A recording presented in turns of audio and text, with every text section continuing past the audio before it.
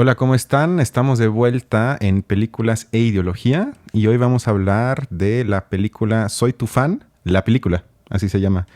Y Balam, ¿de qué trata? Bueno, como todo mundo más o menos sabrá, esta película realmente es como una continuación de lo que vimos en las dos temporadas de la serie original de Soy tu fan, que ya tiene más 10 de una años, ¿no? década que salió, efectivamente. Bueno, curiosamente, la directora, una de las productoras de la serie original, es la que ahora se vuelve, o la que vemos como la novia de Nico, o la nueva novia argentina de Nico, que se llama Dolores Fonsi. Eso es un dato que a mí me sorprendió, que la anterior productora se volviera... eh, Cristian no estaba en ese momento por aquí en México cuando pasó esa serie, pero igual le gustó la película. No soy fan de Soy tu fan, pero ya me explicaste que fue más o menos fenómeno cultural hace 15, 20 años entonces, ¿no? Sí, seguramente para toda una generación nos marcó, quizás incluso más grande que yo. Sí, fue muy importante. Bueno, básicamente la trama continúa algunos sucesos de la serie original, 10 años después también en la película, donde Nico tiene otra novia y bueno, su hermana de Charlie, no, su hermano de Charlie se va a casar con su novia, van a tener un hijo y prácticamente la película trata de la boda que van a tener en la playa y la gran cantidad de problemas relacionales que existen entre uno y otro, recordando personajes, volviendo a hacer algunas cosas que habían hecho famosos a ciertos personajes y los están reviviendo. Y bueno, la película básicamente es la trama de la boda y los problemas que tienen. Una boda en la playa, una playa muy bonita, por cierto. Y bueno, no sé qué te pareció, Cristian.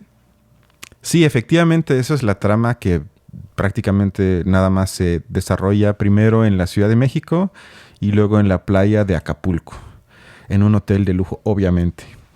Y bueno, lo primero que me resaltó fue que desde la primera escena de la película tal cual, hay un que se llama en inglés product placement, es decir, una colocación de productos, porque ¿cuál es la primera escena en la película? Van en una camioneta a la boda de Charlie y Charlie dice, cito, me estoy cagando y tienen que parar la camioneta para entrar y se nos muestra en letras grandes a una cadena de helados, digamos, para no hacerles promoción por acá. Y en varias escenas se repite lo mismo. Y este tipo de modus operandi me parece importante señalar porque responde a una lógica cada vez más creciente de que el financiamiento de las películas ya no surge tanto de fondos de, se puede decir, públicos o de fondos de cine del Estado mexicano, sino cada vez más de cadenas privadas que apoyan un proyecto a cambio de tener una colocación de producto dentro de la película, lo cual obviamente lo tienen que resaltar. También la hija de uno de los protagonistas usa audífonos de una marca particular de color muy llamativo blanco.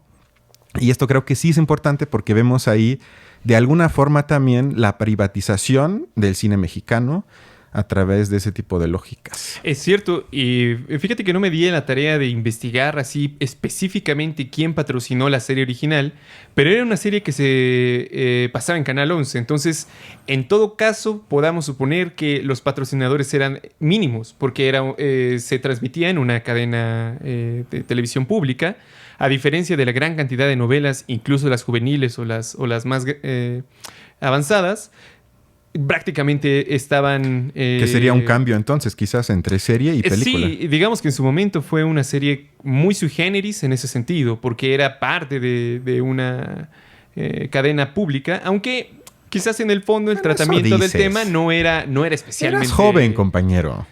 Por eso te Sí. gustaba tanto. Apuesto a que si la vuelves a ver dices, ¿cómo me pudo gustar esto? A ¿No lo crees? mejor, a lo mejor puede ser, aunque también tengo un sesgo. Admito que no puedo ser muy objetivo con la serie, porque el sesgo que tengo puede ser grande.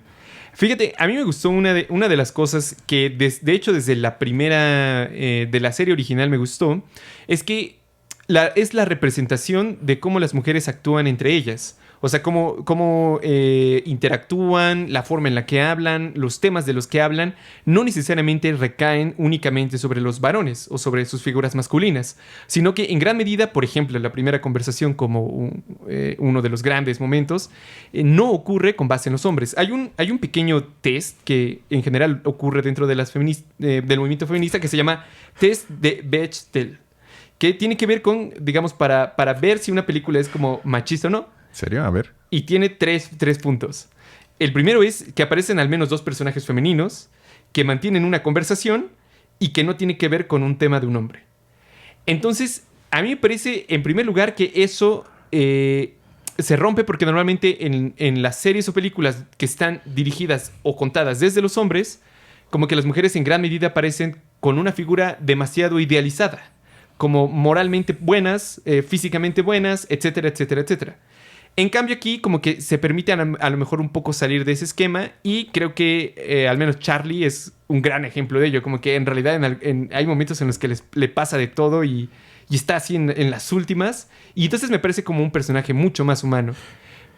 Yo creo que a lo mejor yo creo que fue uno de los elementos que la volvió tan excepcional cuando salió y que puede que hoy en día ya no lo sea o no sea tan excepcional o muchas películas repitan lo mismo. Pero en su momento me parece que fue una de las cosas que más me llaman la atención. Si recuerdo bien, casi todos los diálogos, me atrevo a decir casi sin excepción alguna, giran en torno a los hombres. A las relaciones que tienen entre ellos. Exacto. O sea, si bien se puede decir quizás hasta se construye una especie de hermandad entre las mujeres dentro de la película. Repito, yo no he visto ningún capítulo de la serie, pero en la película, cuando conversan las mujeres, hablan siempre sobre sus relaciones con los hombres, ya sea pasadas, presentes, futuras. Nunca hablan de otro tema. Estoy de acuerdo, pero tampoco los hombres. Dentro de la película, más bien es al revés. Me parece que la generalidad es que hablen de los problemas relacionales porque es una comedia romántica, pero las mujeres sí tienen, por ejemplo, los momentos estos en los que nada más hablan como de ellas, o por ejemplo, cuando la mamá le va a cobrar Vanessa toda la gran cantidad de dinero. Ese es un tema, digamos, prácticamente fuera del rollo como romántico. En cambio, más bien me atrevería a decir que es al revés. Los hombres, casi 100% en todos sus comentarios, son como cosas relacionadas con mujeres. Digamos que es invertido, pero puede que se repita el mismo patrón. Puede que sea el patrón sería invertido. La misma gata, pero revolcada. Como el PRI con Morena, ¿no, compañero? El PRI con Morena. No sé, y tal vez hasta te lo puedo preguntar, es que cuando leí algunas reseñas de la película en internet, me resaltó que en fácil 3 o 4 de ellas se puso énfasis en el hecho de que los aficionados de la serie, que quizás ahí entras por lo menos en parte, pedían desde años en foros de internet, en congresos de cine y todo, que debe haber una continuación. Ellos quieren saber qué es lo que pasó. Y me recordó un poco, o esa es la pregunta, de qué tanto esa película, como continuación de la serie que terminó hace una década, representa una puesta en escena de las ficciones de los aficionados y por lo tanto en ese sentido me parecería problemática porque ya no tiene nada que ver entonces con ni siquiera aspirar a ser un producto o una generación artística independiente con una trama, con algo que nos reta como público, sino únicamente en el fondo es una puesta en escena de las fantasías de un grupo de aficionados. Quizás se entienda mi ejemplo si lo comparo con algo que actualmente sucede en la serie de Anillos de Poder, donde pasa básicamente lo mismo, donde tenemos a un grupo de aficionados súper, ¿cómo decirlo?, intensos, que se han leído todos los 10,000 libros de ahí del autor y que revisan si la serie cumple con las imágenes, con las fantasías que ellos ya tenían en la cabeza, que quieren ver ahorita puesta en escena por parte de la serie de Amazon. O sea, únicamente, y con eso termino, sería una especie de servicio para los aficionados. ¿Qué tanto crees que la película responde? Yo diría que sí, definitivamente. Es esta cuestión del fanservice, realmente, Exacto, ¿no? sí. Como la complacencia de los fans de cumplir sus deseos. Yo creo que sí, porque en el fondo la gran trama de Soy tu fan, o lo que todo el mundo quería ver en la serie original, era que al final Nico y Charlie terminaran juntos. Pero eso al final no se logró. Y me parece que incluso fue más brillante el final de la serie original. Porque nunca se muestra que estén juntos hasta el final. Sino que la serie termina... Spoiler para los que seguramente ya todos lo vieron. Terminan simplemente con Nico invitando a Charlie a subirse a un globo aerostático. Y así acaba la película. O sea, al final no sabemos si terminan acaba juntos. La serie, la serie, es verdad. En cambio, en la película es como mucho más claro que terminan juntos. Eso, al menos en un primer momento o en una primera reflexión, parecería menos genial que el principio. Pero sí, estaría de acuerdo que fue un gran fanservice en gran medida, que de hecho ocupa una dinámica similar a lo de la serie, porque también en la serie una muy buena parte del tiempo de los capítulos se dedicaron a una Charlie que se sentía como celosa o... como alejada de Nico, que ella primero lo había rechazado y después como que se arrepintió y quería volver con él. Entonces, en gran medida, los deseos y todo lo que pensaba y hacía Charlie estaba dedicada hacia él, ¿no? Fíjate qué curioso, porque en la película se nos presenta cómo Charlie pasó esos 10 años prácticamente traumada con esa situación, mientras que Nico trató de superarlo y de hecho se volvió como un gurú y todo lo demás y consiguió como otra vocación. Iba a decir otra pareja, pero también, bueno, también, sí, es correcto. Eso también. Eso yo creo que quizás no es una excepción esta cuestión del fanservice. Como que en muchas películas, o bueno, es una observación que se ha hecho recientemente dentro de los estudios culturales, que una muy buena parte de los productos que se tratan de volver masivos son remakes o retoman como historias que anteriormente fueron famosas y simplemente las están trayendo de nuevo, ¿no? Como eso, Robocop, bueno...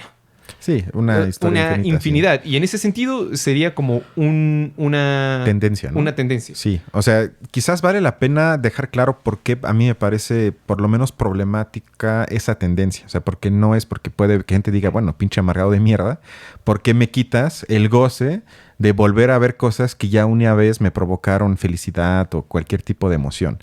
Me parece problemático por principalmente dos cosas. La primera es que obviamente se hace eso para no tomar riesgo alguno. Como ya saben que eso funciona con el público y es una inversión que tiene que generar dinero, es decir, bueno, si hago lo mismo otra vez, lo peor que puede pasar es que haga una buena ganancia. Si me va muy bien, hago mucha ganancia.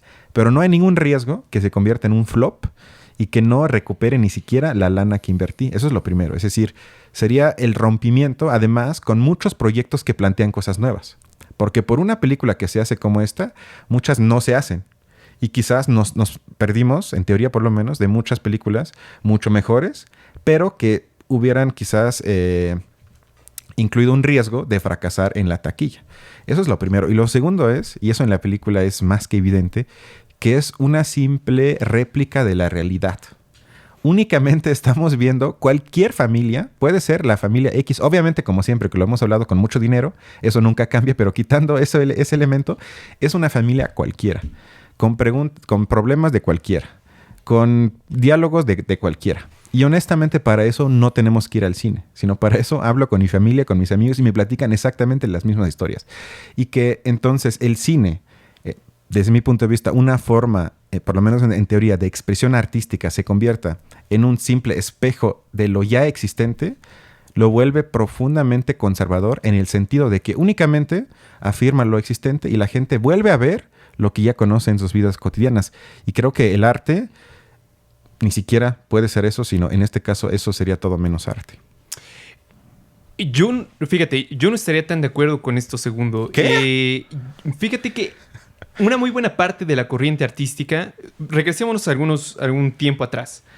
Muchos de los pintores que se volvieron famosos lo hicieron en gran medida por retratar cuestiones cotidianas. Por ejemplo, Hooper, que es un gran pintor estadounidense, marcó toda una época de la pintura simplemente retratando escenarios, digamos, de la cotidianidad, quizás un poco melancólicos, quizás un poco, no sé, misteriosos, pero justamente como que traían a cuenta la realidad aparentemente como espejo, pero al momento de reflexionarla, porque realmente eso sería la cuestión, ¿no?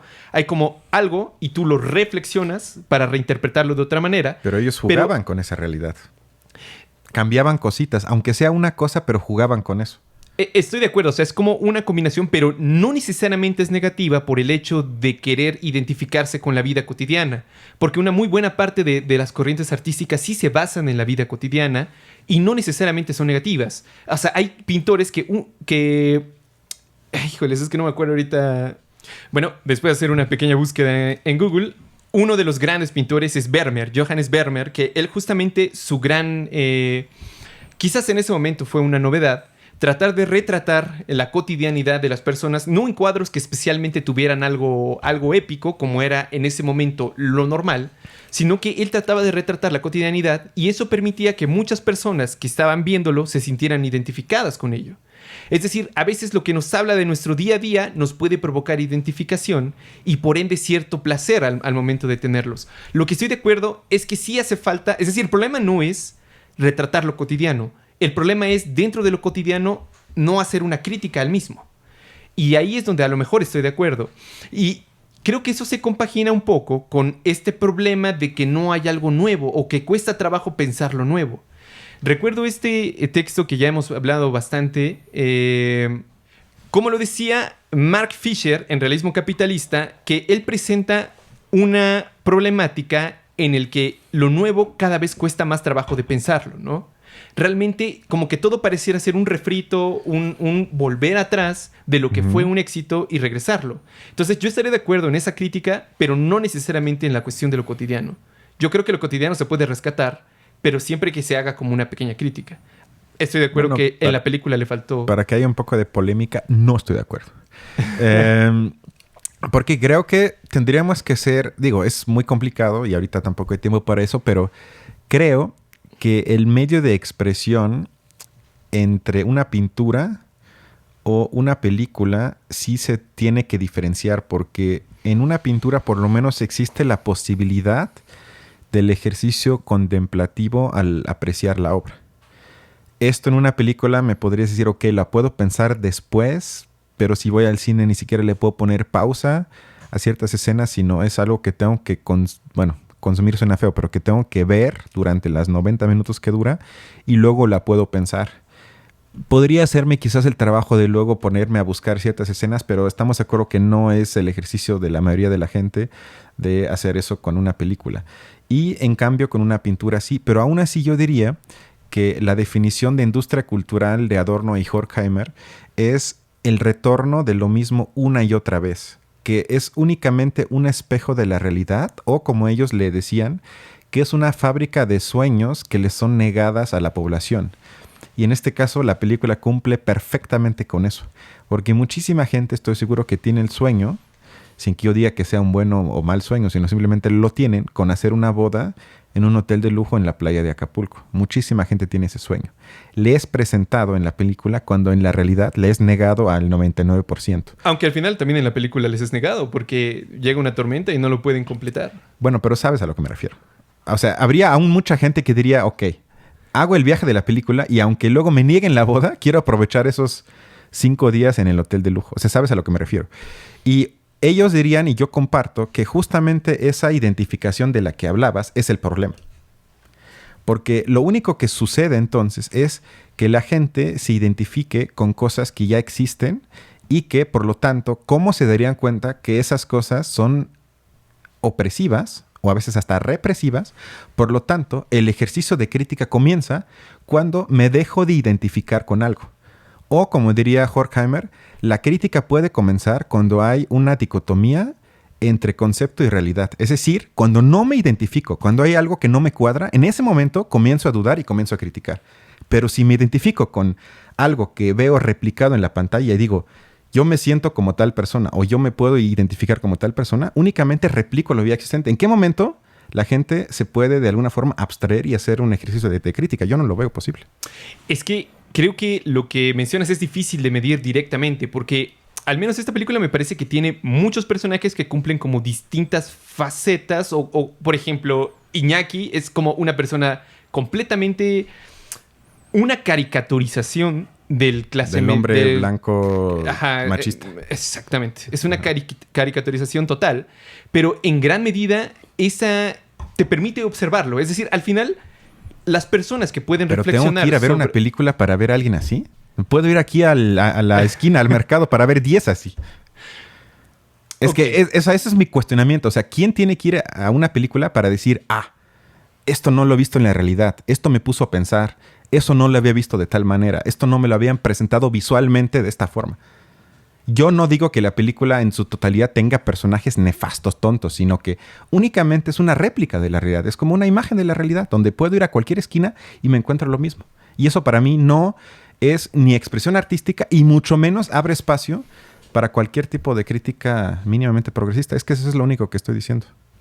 Sí, puede que tengas, puede que, estoy de acuerdo contigo, digamos, de que es muy poco el espacio que se abre para poder hacer una reflexión de ese tipo, que bueno, de alguna manera es lo que estamos intentando aquí mismo. Es lo que exacto. Es lo que porque estamos sería- intentando, exacto. pero estoy de acuerdo que no siempre es fácil. Sin embargo, yo sí pensaría que es importante la recuperación porque primero uno tiene que verse a sí mismo reflejado para después darse cuenta de cómo es uno, o sea, de lo que uno se identifica, de lo que no te identificas, porque la reflexión no va a salir de la nada, ni puede salir del cielo o de Por otro la lado. razón. Sin Sí, que me claro, tenga pero que la razón identificar. ocurre, pero la razón reflexiona sobre su objeto. Y en una autorreflexión, el objeto es uno mismo. ¿Cómo haces una autorreflexión si no te apareces tú primero reflejado? Pero, por ejemplo, si veo una película sobre la esclavitud, pues yo nunca fui esclavo. ¿Cómo me voy entonces a identificar con eso? Es muy fácil. O sea, pero por ejemplo, en una película sobre la esclavitud es mucho más fácil o es evidente señalar las contradicciones. Y uno obviamente no estará de acuerdo, digamos, con la lucha de los amos que tratan de esclavizarlos, estaría más a favor de los esclavos que tratan de liberarlo. Pero no necesariamente uno debe sentirse identificado con uno u otro lado. En cambio aquí, la identificación está prácticamente llevada al límite. Es muy grande la identificación, pero por eso mismo, repito, o sea, no se puede hacer una reflexión de lo que uno no, o sea, si no primero te ves a ti desde fuera. O sea, yo creo que es parte importante. Pero bueno, igual si quieres, avancemos, yo creo que está claro ese punto. Está claro ese punto y que la historia nos juzgue. El siguiente punto, que es ya un poco más corto, y ya lo tocamos de manera breve, tiene que ver con Nico, que se convirtió en gurú, que es también una de las primeras escenas, sale creo que en el minuto 2, en un, hay que decir, empresario de cursos de autosuperación enfocadas en rupturas amorosas, donde él más o menos convierte su sufrimiento personal por el rompimiento de Charlie en una virtud. Lo supera, se tarda, creo que al final lo menciona como 5 años en superarla, y convierte esta desgracia individual luego en una forma o voluntad de emprendimiento. Y la frase que siempre pregona es llorar para superar. Y con esto, digamos, quiere implicar una forma de ideología del autocuidado que me recuerda un poco a Eat, Pray, Love, la película con Julia Roberts, que es para mí la más emblemática en el sentido de representar la época neoliberal y su incluida despolitización hasta ad infinitum, donde ya se habla de todo menos de política, como en la película, por cierto. Y obviamente se representa también, como diría Mark Fisher, una privatización de la psique. Es decir, que cuando te pasa algo así, tú te tienes que autocuidar y es tu problema. Entonces, si tienes lana para inscribirte en cursos, sí, hazlo. Y si no, que Dios te ayude. Creo que eso también se representa de manera juguetona en la película, pero en el fondo me parece que es esto. Y ahí, en ese punto, sería muy similar a El padre de la novia, porque también existía mucho esta cuestión del gurú, de no nos vamos a casar, incluso no se iban a casar por la Iglesia Católica, ¿no? Iba a ser como Porque un son chamán, rebeldes. una cuestión así. Yo creo que en gran medida se entiende de esa manera, ¿no? Como este misticismo que se hace alrededor de esta cuestión de yoga, del gurú y todo lo demás, que también surgen un poco, en gran medida, como respuesta a esta individualización tan grande de los sufrimientos personales. Lo que acabas de decir, como mi psique es mía y no tiene responsabilidad o relación con otras, solo yo tengo el deber de curarla, ¿no? Y entonces esta clase de cuestiones metafísicas surgen. A mí me gustaría, digamos, resaltar un poco. Yo encontré ideología, o más bien como muestras más grandes de esta cuestión ideológica en pequeñas frases que se hacían a lo largo de la película. Por ejemplo, cuando Charlie y Nico hablan y Charlie le dice, que ella está trabajando como asesora de marketing en Nueva York y al mismo tiempo tiene trabajos secundarios con ONGs que Nico inmediatamente relaciona con algo positivo y le dice, siempre en la lucha de las mejores causas. Y además le hace así como, Sí. como pobrecita. Pero habría que decir que estas ONG en gran medida pueden cumplir distintas funciones. O sea, hay unas que sí se dedican a lo mejor a la labor social, pero en gran medida se ocupan también para otro tipo de labores políticas, de propaganda, ideológicas y demás. Pero esto no se problematiza, sino que se parte del hecho de que ONGs y marketing es prácticamente igual a éxito. Eso me parece profundamente ideológico. No, y que además se plantea como casi la misma cosa. Además, O sea, es cierto. como es si el cierto. trabajo en una ONG, suponiendo que se encarga de política social, cambio climático, no sé, el problema de que la gente no tiene vivienda, lo que sea, hay muchísimos problemas, y que entonces el trabajo sería entrar a una ONG así y hacer publicidad o marketing, o sea, eso también. Y al mismo tiempo, igual creo que se muestra ahí la profunda, hasta ya a veces antipolítica, porque se asume de antemano, y creo que eso también es muy presente en la realidad, que la política es algo sucio, algo de corruptos, algo de gente nefasta, algo de gente que anhela el poder, etcétera. Por lo tanto, si soy más o menos políticamente interesado, a lo máximo que puedo llegar, y creo que tú y yo por lo menos ubicamos gente así, es a entrar a una ONG para no mancharme las manos en un partido o hacer no sé, cualquier tipo de intervención de otra índole. Y por lo tanto, igual además se romantiza la figura de freelance, porque ella dice que trabaja como freelance, que hay muy pocos freelance que realmente tienen una vida más o menos tranquila con buen ingreso, sino para la mayor gente que trabaja bajo ese esquema, prácticamente quiere decir que trabajas por proyecto y únicamente tienes trabajo tal vez por 2 o 3 meses y luego te buscas otro trabajo y la empresa únicamente te tiene que pagar si hay un proyecto y si no hay chamba, pues tampoco te tiene que pagar. Eso me parece una figura también completamente neoliberal que se romantiza en la Y se película. romantiza bastante, claro, porque no aparecen como esos problemas realmente, ¿no? Sino parece como que ya le va súper bien, como que no tiene ningún que ella problema. es libre y que da vive igual, súper bien. sí, claro, es el éxito total. Hay una escena que a mí me llamó mucho la atención, que es cuando están Charlie, la niña mexicana y la niña gringa en un mismo cuarto. Justamente creo que estaban con una fiesta. Y entonces la niña mexicana le dice a Charlie, oye, yo admiro mucho a la niña gringa. No, yo quisiera ser como ella. Mírala. O sea, con es muy cool. Muy cool, claro. Y entonces Charlie le dice, no, todo lo contrario. Ojalá que no te parezcas a ella. Ahí hay como una especie de extremización de ambos lados, ¿no? O sea, por un lado, una queriendo parecerse completamente y la otra rechazándolo por gringo o simplemente por otro. Es como un poco este rechazo. Pero luego viene un comentario más interesante, porque la niña le responde a Charlie, no, eso es discriminación. Y Charlie le responde diciéndole, así no funciona eso. Nosotros no podemos discriminar a los gringos, sino que los gringos son los únicos que, en teoría, pueden discriminarnos a nosotros.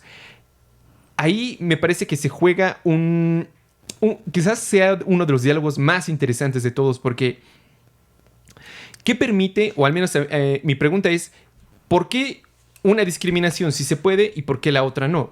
Y yo creo que entonces regresamos como un poco a esta cuestión de qué es estructural y qué no lo es. Y al menos en la visión de Charlie, la discriminación era una cuestión como más grande. No dice necesariamente como estructural, así solo tiene como la noción de que se trata de algo más grande, que no es solamente de en el momento yo te discrimino a ti y tú a mí. O sea, no se rebaja a ese nivel.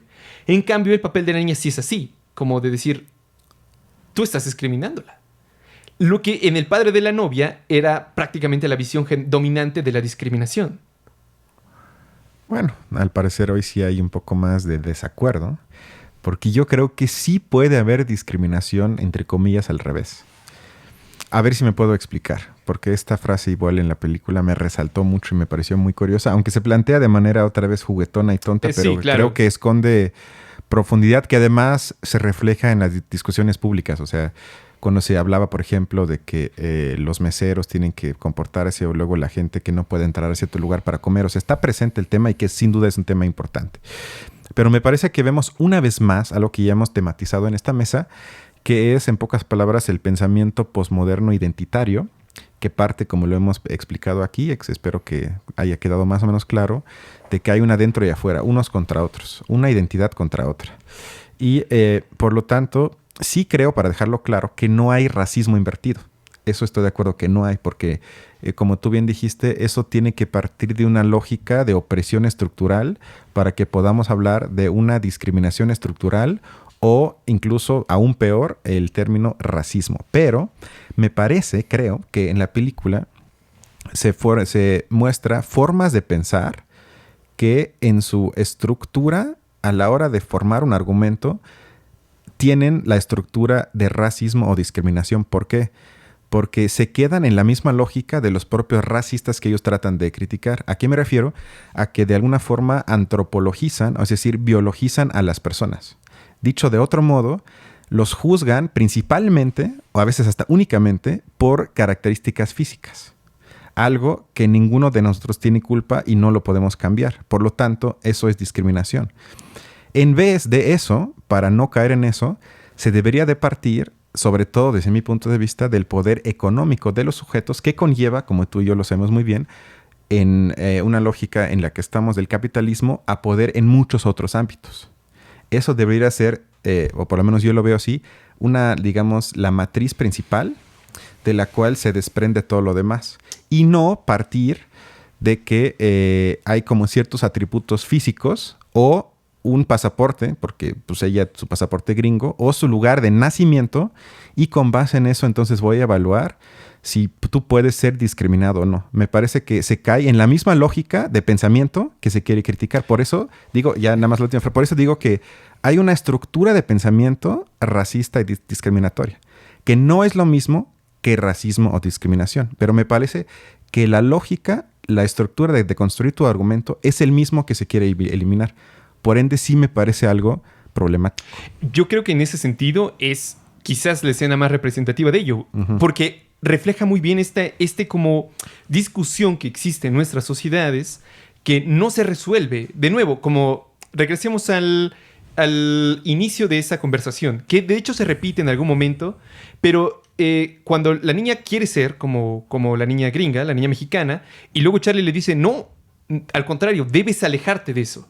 Prácticamente ese debes alejarte de ello está reproduciendo lo que tú mencionas, únicamente por el hecho de ser gringa o por tener otras formas de interactuar con su entorno, con las personas, ya inmediatamente se vuelve como parte del objeto de, digámoslo en tus palabras, como discriminación de parte de Charlie. Pero inmediatamente dice, no, ellos no pueden ser discriminatorios con nosotros porque eso corresponde a algo más grande. Es decir, significa que existe en general la noción de que la discriminación tiene algo que ver con lo estructural, pero no se termina de establecer qué. No hay como claridad al respecto de esta división de una actitud, como lo acabas de mencionar, y la discriminación como fenómeno estructural de las sociedades. Me parece que hay otra situación en la que el novio y la novia que se van a casar, el güey le dice a la morra algo así como, ¿qué pedo con la niña gringa? O sea, es así como que, ¿por qué dejamos a nuestra hija interactuar con ella? O sea, es así como... Con el enemigo. Prácticamente, o sea, se ve como un rechazo profundo del güey al que su novia le dice, déjala, o sea, está descubriendo su mundo, que interactúe con lo que quiere interactuar. De nuevo, me parece que entonces refleja muy bien como un poco esta... no sé, como ambivalencia, es una discusión complicada, estoy de acuerdo. Como confusión que existe al respecto de ese tema. Sí, pero yo creo que sí es tiempo de salir de esa dicotomía demasiado simplista entre víctima y victimario, donde los bandos son muy claros y entonces si yo tengo pasaporte mexicano soy la víctima y si tengo pasaporte gringo soy el que siempre discrimina y que no puede ser discriminado. Porque creo que ese tipo de argumentaciones simplistas y que encubren muchos niveles de análisis, es más complicado, pero llevan en el fondo a gente como Trump al poder. Porque hay muchísima gente de Estados Unidos blanca que perdió su casa, que perdió su trabajo, que perdió absolutamente todo. Y que entonces cuando una millonaria mexicana les dice, me estás discriminando en su hotel de lujo de Acapulco, yo entiendo, no justifico. Y obviamente es un argumento racista de los gringos hacia la millonaria mexicana. Pero no nos podemos quedar con el argumento únicamente tú me puedes discriminar a mí y tú me vales madre porque eres un hombre blanco, cis, hetero, normado, perdón, se me olvidó, pero digamos, eres parte de la élite por tu color de piel. Otra vez, por algo físico que no puedes cambiar. Yo creo que en gran medida eso ocurre... Y fíjate que yo creo que incluso algunos de derecha tienen razón porque mencionan que únicamente las personas se vuelven o se consideran malas o se perciben como malas por tener dinero. Y su gran, digamos, defensa es no por tener dinero me vuelvo malo. Y tienen razón. O sea, en el fondo, tener no es algo o no moral. tener no te vuelve moral, digamos, exactamente, no te da un estatus moral ni te hace superior moralmente hablando, porque no se trata de eso, sino se trata de las condiciones que permiten que haya gente que concentre mucho dinero y haya gente que no tenga nada. Pero entonces justamente se está, digamos, encubriendo en un velo ideológico esa situación, porque nos estamos perdiendo en la discusión de si Trump es bueno o malo por tener dinero y no en si el sistema que lo apoya es bueno o es malo para el resto de las personas, ¿no? Sí. Estoy completamente de acuerdo. Creo que en ese sentido refleja ¿ya ves? ¿Ya ves? Refleja, es un reflejo. Sí, está buenísima la película. Exacto. Sí, porque es que nada más para precisar un poco lo que acabas de decir, es como decir que el empresario blanco tiene dinero porque es blanco. Tiene dinero, quizás pudo ser empresario porque es blanco. Eso podría ser. En un país como México puede que eso le haya ayudado. En muchos casos es cierto, pero eso no lo convierte en millonario, sino lo que lo convierte en millonario es el mecanismo autónomo, que no es culpa ni de blancos ni de no blancos, del capitalismo, de la plusvalía, etcétera, etcétera. Y entonces, para nosotros, yo creo que compartimos ese punto, se analiza muy poco la lógica estructural, que no depende de una lógica identitaria, ni biológica, ni nada, sino que depende de cómo funciona nuestra estructura económica. Y eso en las películas, pues prácticamente nunca se tematiza ni con una frase. Estoy de acuerdo. Ya nada más para terminar, tengo una pregunta. Algo que no soporté en la película, debo confesarte, tampoco aguanto en la vida real, es esa jerga de la vibra. Porque ¿cuántas veces en la película se habla de vibra? Vibra mala, vibra buena, vibra oscura. Vibra bonito. Vibra bonito, lo que sea. Y entonces yo te quería preguntar, ¿qué demonios es eso de la vibra? Porque también en mi vida cotidiana escucho una y otra vez, me junté con esa persona y tenía mala vibra y no me quería acercar. O al revés, me junté con esa persona y tuvo buena vibra. Entonces somos como perros que nos olemos el trasero al encontrarnos porque no somos capaces de razonar. Es que así parece. Es que a mí me da muchísimo miedo esa argumentación porque es como decir que me parece una actitud antimoderna y cavernícola. Porque no se supone que somos seres razonables, que podemos establecer una conversación con una persona y con base en eso ya evaluar si nos queremos juntar más con esa persona, si queremos volverla a ver, si la queremos con pareja. Y únicamente entonces basamos en lógicas de vibras que ni siquiera existen y que están prácticamente en nuestra cabeza y son quizás prejuicios o lo que sea. Fíjate, yo creo que ese es un gran tema que no sé si nos dé el tiempo para platicarlo. Pero explícame, ¿qué es la vibra? No lo entiendo. Te juro que no lo entiendo. Es decir, a mí me parece que en el fondo tiene mucho que ver con esta revisión, güey. Pues es que es eso. Sí. Es eso.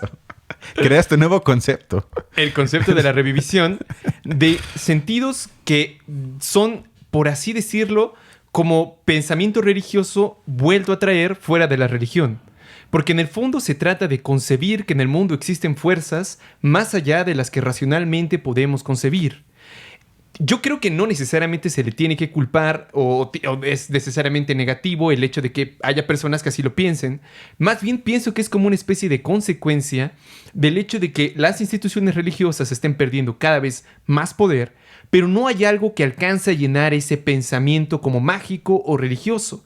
Y eso existe en nuestra sociedad y en prácticamente todas las sociedades. Yo creo que eso explica en gran medida el resurgimiento de, por ejemplo, esta cuestión del tarot, del zodiaco, de leer las cartas, de todo lo demás.